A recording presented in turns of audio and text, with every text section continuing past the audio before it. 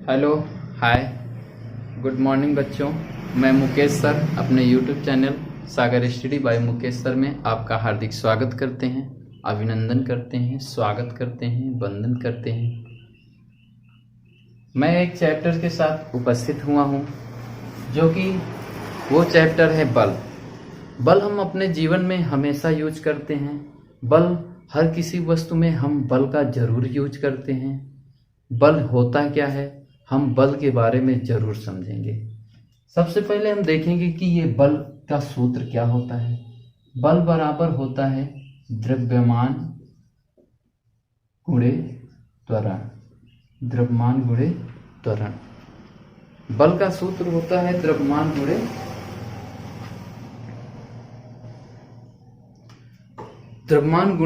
त्वरण होता है।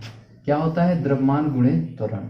यानी हम कह सकते हैं कि द्रव्यमान गुणे त्वरण, यानी किसी भी वस्तु में बल लगाएंगे तो वो उसके द्रव्यमान पर डिपेंड रखता है। और त्वरण का मतलब वो कितना त्वरित होता है, कितनी दूरी तय करता है, वो हमारे बल पर डिपेंड करता है। हम कितना उसमें बल लगाते हैं तो वो वस्तु कितनी त्वरित होती है, कितनी दूरी यानी सेकेंड स्क्वायर में, कितने सेकेंड स्क्वायर में वो कितने मीटर स्क्वायर जाती है, वो माने रखता है। वही बल होता है। क्योंकि बल का मात्रक जो होता है ना, वो होता है न्यूटन। बल का मात्रक होता है न्यूटन। लेकिन बल इसमें से अगर देखा जाए तो किलोग्राम और इसका मीटर प्रति सेकेंड स्क्वायर। यानी हम कह सकते हैं कि एक सेकेंड स्क्वायर में यदि कोई वस्तु 1 किलोग्राम का है, एक सेकेंड स्क्वायर में कोई वस्तु 1 किलोग्राम है, वो एक मीटर विस्थापित होती है, तो वो उसका बल कहलाता है। वह इसका 1 न्यूटन बल कहलाता है। तो 1 न्यूटन बल बराबर हम कह सकते हैं 1 मीटर 1 सेकेंड स्क्वायर होता है मित्रों। तो आपको बल के बारे में अच्छे से पढ़ना है, अच्छे से समझना है, ठीक है। तो ये बल हुआ। तो न्यूटन ने बल संबंधित कुछ नियम बनाए हैं। इसके पहले यदि हम मान लीजिए कि कोई ये लकड़ी का टुकड़ा है,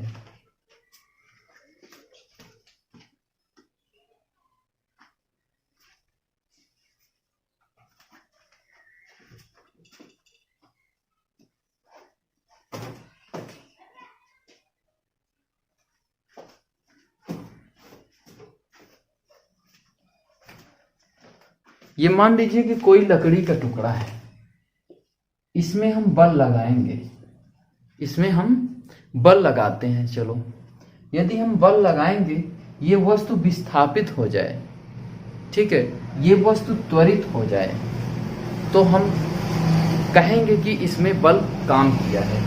तो इसमें बल, इसमें भार m काम करता है, ठीक है, और त्वरण एक यानी गुरुत्वीय त्वरण g काम होता है। इसीलिए F बराबर सूत्र होता है ma या mg। यानी किसी भी वस्तु में जब हम बल लगाते हैं तो उसका जो भार होता है वो नीचे की ओर कार्य करता है। किधर की ओर काम करता है? नीचे की ओर कार्य करता है, ठीक है। और उसमें प्रतिक्रिया बल R भी काम करता है, ठीक। ऊपर की ओर कौन सा काम करता है? प्रतिक्रिया बल काम करता है, और नीचे की ओर भार काम करता है। तो हम कह सकते हैं कि किसी वस्तु में बल लगाने पर, किसी वस्तु पर हम बल लगाएंगे तो वो वस्तु उतना ही त्वरित होगी। उसके द्रव्यमान पर डिपेंड रखता है कि वो कितना वजन है, उसका भार कितना है, ठीक। तो एक चीज और आता है खुल के कि भार का मात्रक क्या होता है। यदि बल का मात्रक न्यूटन होता है तो क्या भार F बराबर ma होता है। F बराबर ma होता है, तो यानी द्रव्यमान गुणे त्वरण होता है। जब इसका मात्रक न्यूटन हो सकता है तो भार का मात्रक क्या आप कहोगे कि कोई भार है, वजन चीज है, इसका मात्रक तो किलोग्राम होना चाहिए। नहीं, भार का मात्रक भी क्या होता है? न्यूटन होता है। भार का मात्रक न्यूटन होता है, ये कई बार पूछा जा चुका है। यानी कह सकते हैं कि भार का मात्रक न्यूटन के मात्रक के बराबर होता है। जो भार का मात्रक होता है वही न्यूटन का मात्रक होता है, बशर्ते भार जो होता है वो जो भार होता है वो गुरुत्वीय त्वरण जी के नीचे की ओर काम करता है, जमीन की ओर काम करता है, जबकि त्वरण जो होता है वो भी किसी वस्तु में मंदन के द्वारा, उसको भी त्वरण कहते हैं। जब कोई साइकिल को हम चलाते हैं, ब्रेक लगाते हैं, तो ब्रेक के दौरान जब साइकिल में कमी आती है, उसके रफ्तार में कमी आती है, उसके वेग में कमी आती है, तो उसी को हम मंदन कहते हैं। क्या कहते हैं दोस्तों? उसी को मंदन कहते हैं। तो वो त्वरण का मंदन हुआ और ये भार का मंदन हुआ, तो दोनों एक ही प्रकार की चीज़ हैं, तो दोनों का मात्रक क्या होता है? न्यूटन है। थोड़ा बहुत डिफरेंट होता है। तो त्वरण का जो सूत्र होता है वो वेग परिवर्तन बटे समय होता है। यानी वेग में होने वाले परिवर्तन को, समय के अनुसार वेग में होने वाले परिवर्तन को हम त्वरण कहते हैं दोस्तों। ठीक है, तो न्यूटन के गति विषयक तो आपको कितनी जानकारी हुई? एक तो सबसे इम्पॉर्टेंट ये होता है कि किलोग्राम मीटर प्रति सेकंड स्क्वायर बराबर 1 न्यूटन होता है, और भार का मात्रक भी न्यूटन होता है, और भार का सूत्र भी mg होता है। ठीक, अब आते हैं न्यूटन के गति विषयक प्रथम में। न्यूटन ने गति विषयक प्रथम नियम में क्या बताया है? न्यूटन का गति विषयक प्रथम नियम ये था, उन्होंने ये कहा कि यदि कोई वस्तु विरामावस्था में है तो वो विरामावस्था में बनी रहना चाहती है। यदि कोई वस्तु गति अवस्था में है तो वो गति अवस्था में बनी रहना चाहती है। क्यों बनी रहनी चाहती? भाई कोई वस्तु को हम मेज में रख देंगे तो वो स्थित विरामावस्था में है तो वो विरामावस्था में ही रहेगी ना। कोई वस्तु पहले से चल रही है तो वो चलती ही रहेगी ना, जब तक हम उस पर कोई बाह्य बल न लगाएं। न्यूटन ने बिल्कुल सही बताया है, जब तक हम किसी प्रकार की बाहरी बल का यूज नहीं करेंगे, जब तक हम उसमें किसी प्रकार का बाह्य बल का यूज नहीं करेंगे, तब तक वो वस्तु किस अवस्था में रहेगी? विरामावस्था में ही रहेगी, जब तक उसमें हम कोई बाह्य बल न लगाएं। इस न्यूटन के गति विषयक प्रथम नियम को गैलीलियो का नियम कहते हैं, या इसे जड़त्व का नियम भी कहते हैं। इसके कई उदाहरण जो होते हैं वो पेपर में पूछे जा सकते हैं कि ये जड़त्व का नियम, न्यूटन का गति विषयक नियम, ये होता क्या है। तो आपको एक दो एग्जाम्पल से ज़रूर समझ लेना चाहिए। बाकी एग्जाम्पल तो बहुत होते हैं, लेकिन आप समझ गए तो एग्जाम्पल चाहे जितना भी दे दिया जाए आप तुरंत बता दोगे कि ये न्यूटन का गति विषयक प्रथम नियम है, या आप कह सकते हो कि ये जड़त्व का नियम है। इसे हम जड़त्व का नियम भी कहते हैं। यही गैलीलियो का भी नियम है। ठीक है, तो अब यहाँ पर आपको यह समझना है। तो जड़त्व का नियम, जड़त्व का मतलब होता है किसी वस्तु का जकड़न। ठीक है, किसी वस्तु में कितना ज्यादा जकड़न है, किसी वस्तु में कितने बल के द्वारा वो बंधा हुआ है। ठीक है, जैसे हम किसी भी ट्रेन या बस के द्वारा सफर करते हैं, उदाहरण के तौर पर किसी ट्रेन या बस के द्वारा सफर करते हैं, तो बस द्वारा ड्राइवर द्वारा जब ब्रेक लगाता है तो हमारा जो आगे ऊपर का जो सिरा होता है वो स्थिर रहता है, जबकि हमारा जो निचला सिरा रहता है वो पीछे की ओर खिसक जाता है। इसी को हम क्या कहते हैं?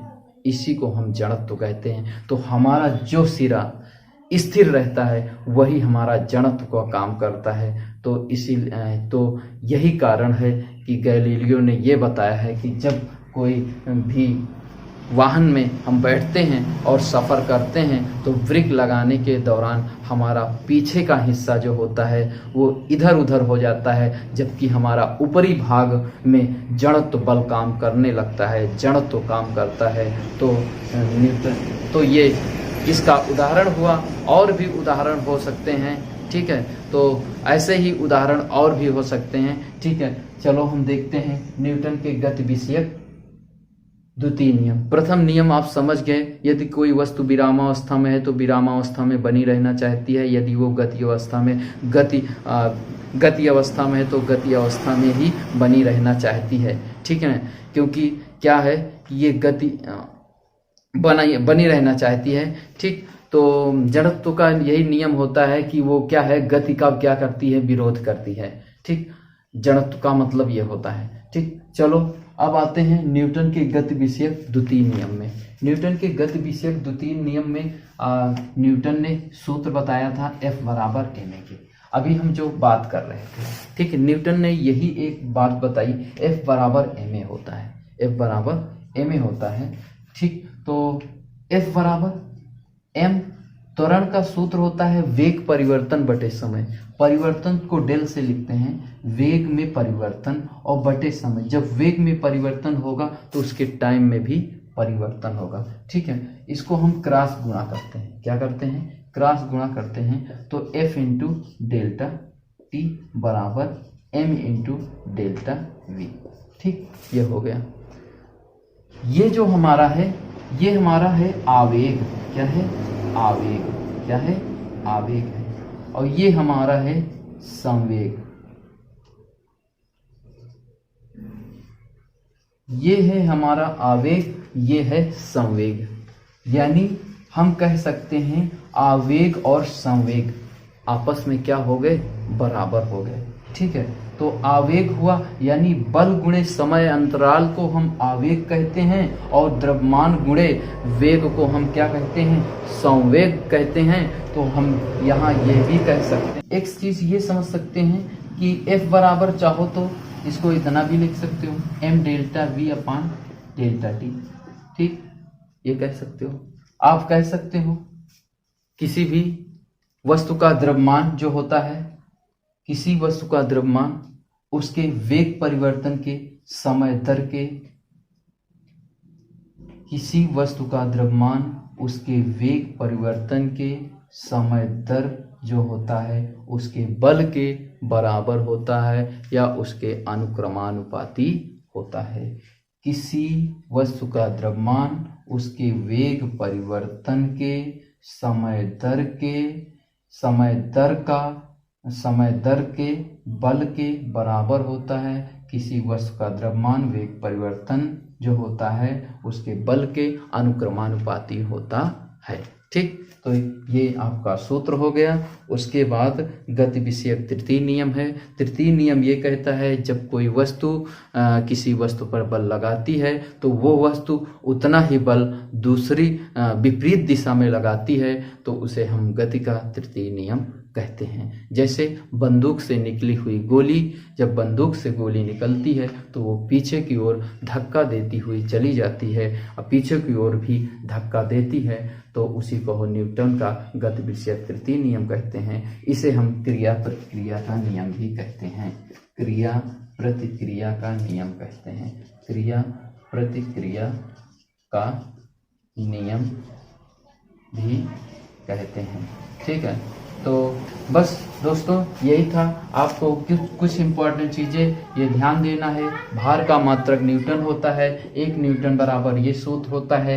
भार हमेशा नीचे की ओर काम करता है। जो भार का मात्रक होता है वो जो भार का मात्रक होता है वही बल का भी मात्रक होता है। जड़त्व का नियम आप समझे। जड़त्व के नियम में जब किसी हम बस पर बैठते हैं, उसका उदाहरण होता है, तो हमारा ऊपर का भाग स्थिर रहता है जबकि नीचे का भाग हमारा इधर उधर क्या है, खिसक जाता है, तो उसी का नाम है जड़त्व का नियम होता है। यानी जड़त्व का मतलब ये होता है अपने विस्थापित होने का वो क्या करता है, विरोध करता है, इसीलिए उसे जड़त्व का नियम बोलते हैं। इसे गैलीलियो का भी नियम बोल सकते हैं। न्यूटन के गति विषयक द्वितीय नियम होता है, F बराबर ma होता है। ठीक है, तो ये आपका सूत्र हो गया है।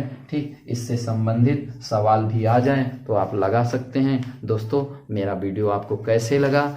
यदि अच्छा लगा तो आप थंबनेल करेंगे, आप उसे लाइक करेंगे, आप सब्सक्राइब करेंगे और दूर दूर तक हमारी वीडियो को पहुंचाने का प्रयास करेंगे। आप इसको हमारा या तो सहयोग समझ लीजिए, आप हमारा या तो सहयोग करेंगे या तो आप ये सोच लेंगे कि चलो दूर दूर बच्चों तक जो जानकारी ना पहुंचे उसके लिए हम ही मीडिया किसी के द्वारा या व्हाट्सएप के थ्रू या किसी के थ्रू या फ़ोन के थ्रू हम किसी को बता दें तो किसी को भी ज्ञान प्राप्त हो जाए। ये अपने आप में आपको खुशी होनी चाहिए, ठीक है। तो पहले आप करें, फिर दूसरे को भी सजेशन दे सकते हैं।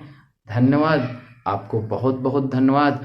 आप अच्छे से पढ़ेंगे, हमें विश्वास है, हमें आशा है कि आप जरूर पढ़ेंगे। नमस्कार, फिर कल मिलते हैं। Bye bye.